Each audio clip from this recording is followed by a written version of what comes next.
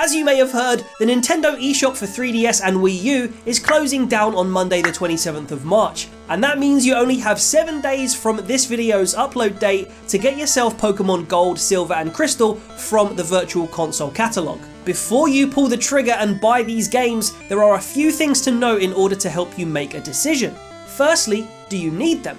You may already have these games on cartridge, which obviously means you can already play them. However, you can't transfer Pokemon up from these cartridges beyond Gold, Silver and Crystal, so they will be stuck on Gen 1 and Gen 2 forever, or until they create a new technology, which is a long shot. The Virtual Console versions do enable you to transfer Pokemon you catch in the games to your bank and then transfer them to any game from X and Y onwards. Plus, any Pokemon you transfer from the Virtual Console games will have their hidden ability when you transfer them into bank and onto later games.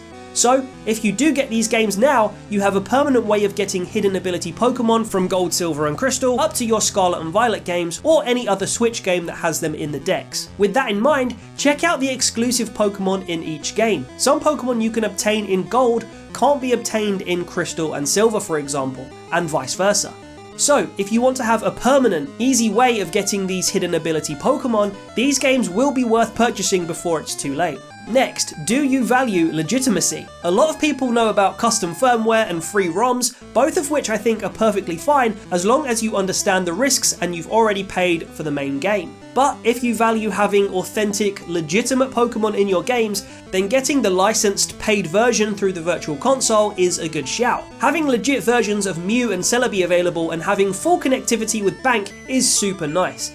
I wish I could have had that as a kid, and now I can. Finally, value. I mean literally, do you think the games are good value? Personally, at $8.99 a pop in the UK, I think the value is good, and I'll be purchasing the remaining main series games that I haven't got. But that does bring me on to the final point.